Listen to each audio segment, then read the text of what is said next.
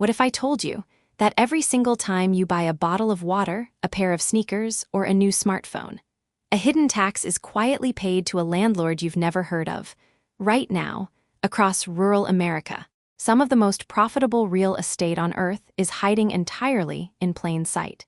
It isn't a street filled with luxury Manhattan high-rises, and it isn't Silicon Valley's tech campuses.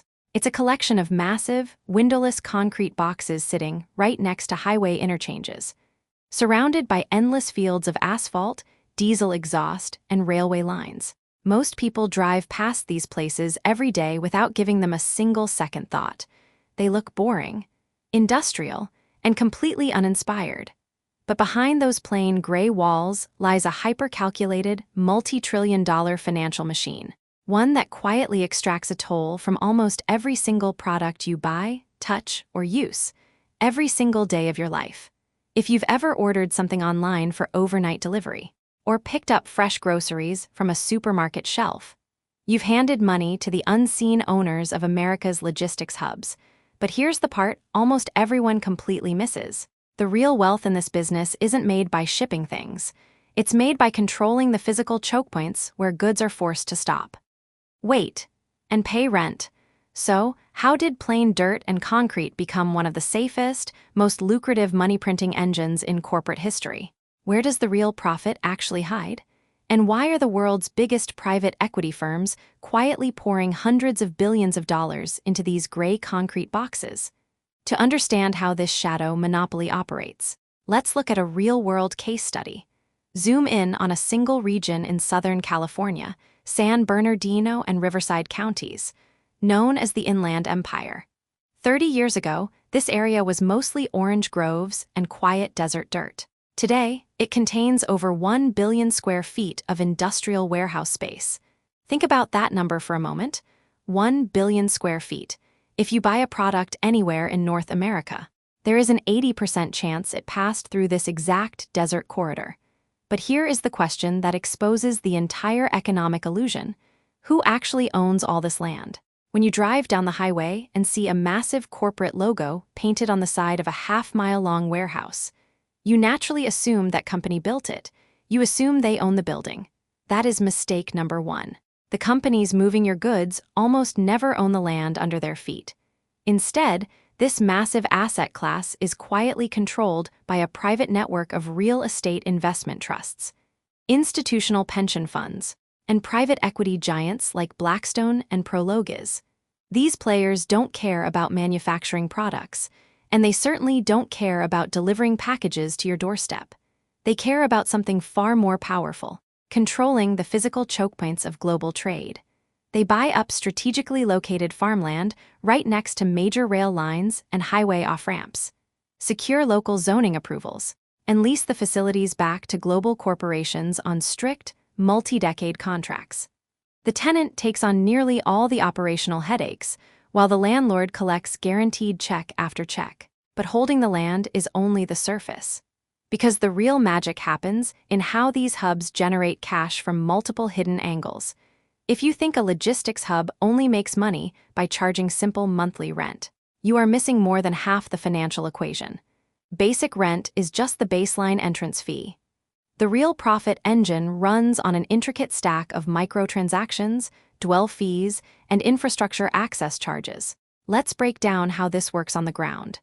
Imagine a single shipping container arriving from overseas. It gets offloaded at a seaport, placed onto a freight train, and hauled to an inland rail yard in Joliet, Illinois, or Memphis, Tennessee. The moment that container enters a logistics hub, the clock starts ticking. First, there is throughput management. Speed inside these facilities is everything. Tenants don't just pay for floor space. They pay premium rates for dock doors, high-clearance ceilings, automated staging zones, and rapid cross-docking bays. The faster a hub can unload a 53-foot trailer, sort its contents, and reload it onto an outbound truck, the more revenue the facility generates per square foot. Second, there is storage arbitrage and dwell pricing. When global supply chains stall or consumer demand fluctuates, goods sit. And when goods sit, the rates skyrocket exponentially. Facilities charge short-term surge pricing for temporary holding, extracting high-margin penalties for every extra hour a container occupies a bay. And then come the infrastructure access fees. Access to private rail spurs, dedicated highway off-ramps, heavy-duty electrical connections, and specialized cold storage refrigeration are all monetized separately. If a logistics hub has a direct, private connection to a Class I freight railroad line, its property value instantly jumps by tens of millions of dollars. The tenant isn't just paying for concrete, they are paying for access to a closed physical network that literally cannot be replicated down the road. Yet, even with high throughput and specialized fees, there is an even deeper financial trick that makes these facilities practically bulletproof against economic downturns. And it's built directly into the lease contracts themselves. In the world of commercial real estate, most of these spaces are leased under what's called a triple net lease structure, or NNN, under a standard residential lease if the roof leaks. The landlord pays to fix it. If property taxes go up, the landlord absorbs the cost, but in a triple net lease, the game is completely flipped. The tenant pays basic rent, plus all property taxes, plus all property insurance, plus every single penny of ongoing maintenance, structural repairs, and land upkeep. Let that sink in for a moment. The landlord builds a massive concrete shell, signs a 15-year contract, and walks away. If the concrete driveway cracks under the crushing weight of 20,000 semi-trucks, the tenant pays to repave it. If local property taxes spike, the tenant pays the difference. The landlord's cash flow remains virtually untouched by inflation, unexpected repairs, or rising operational costs. On top of that, these long-term contracts include built-in annual rent escalations, usually tied directly to inflation indicators. So while the landlord's mortgage costs remain completely fixed on long-term institutional debt, their rental income automatically rises every single year, compounding their returns without spending an extra dime. And then comes the ultimate trap: the switching cost. Once a Fortune 500 company spends $50 million installing custom, automated conveyor belts, high-speed sorting cranes, robotic pickers, and proprietary software inside a specific hub, moving to a competitor's building becomes financially catastrophic. The cost to tear down that machinery and rebuild it elsewhere is crippling. The tenant is effectively locked in for decades, giving the landlord immense pricing power when contract renewals come around. So, if the cash flow is guaranteed, the leases are locked, and the tenants bear all the operational costs, why doesn't every real estate developer just build one of these giant hubs?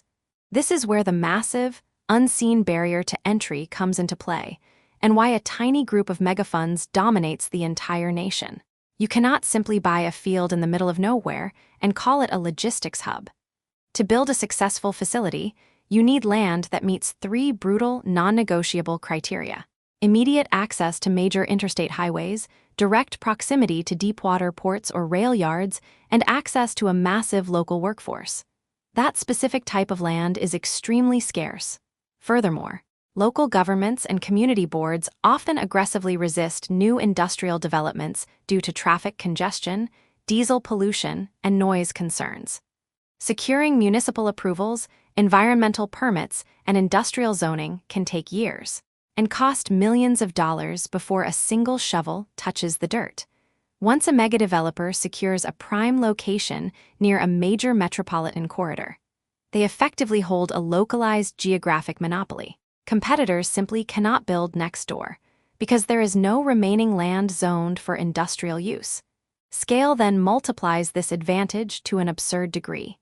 Institutional owners buy hundreds of these hubs across the country, creating integrated national networks. They can offer a corporate tenant space in Chicago, Dallas, Atlanta, and Los Angeles all under one single master agreement, completely locking out smaller local developers who only own a single building. However, even a business model this powerful isn't completely immune to disruption. Right now, a massive $500 billion problem is looming on the horizon.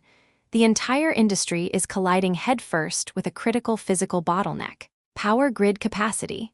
As corporate fleets rapidly transition toward electric semi-trucks and fully automated warehouse robotics, Energy demands are exploding. Charging a fleet of 200 commercial electric semi-trucks requires more electrical power than a small suburban town. Many older logistics hubs were built with basic electrical infrastructure designed only for overhead lighting and simple conveyor belts. Retrofitting an old facility with high-voltage utility lines, industrial substations, and megawatt battery storage costs millions of dollars. And local power grids often take 5 to 7 years just to approve the connections. Facilities that fail to secure high-capacity power connections risk becoming completely obsolete overnight as tenants migrate toward energy-ready hubs. The owners who foresaw this shift and bought land near major electrical substations are now charging eye-watering premiums, turning power access into the ultimate modern choke point. At the exact same time, predictive artificial intelligence is changing how inventory moves across the globe. Instead of storing massive amounts of product in distant rural warehouses for months, AI software is now forecasting consumer purchases before they even happen.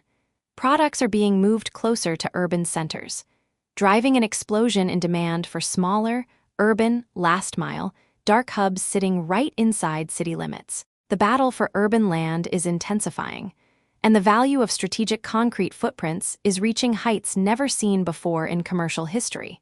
So, the next time you drive down the interstate and pass one of those endless, quiet, gray concrete buildings, don't just look at it as a boring warehouse. See it for what it truly is, a hyper-efficient, toll-collecting cash machine standing right at the center of the global economy.